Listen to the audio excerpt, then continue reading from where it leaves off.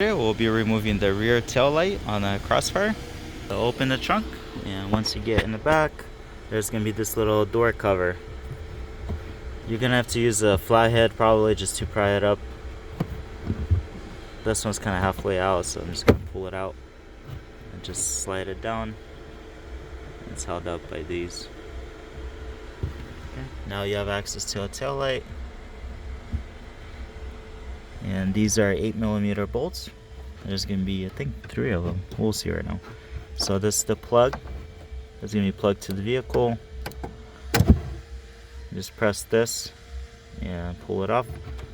Yours is gonna be on the tail light. It's gonna stay on the tail light, the tail light harness.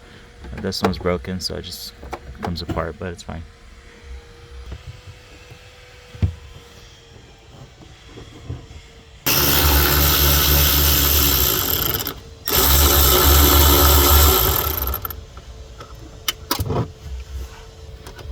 So in yours, just watch out, don't drop the nuts.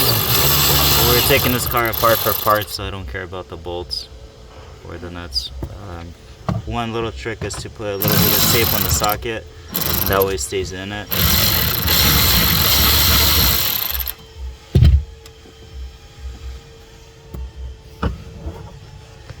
Alright, so once you get the 3 8mm nuts off, you just pop out the tail light.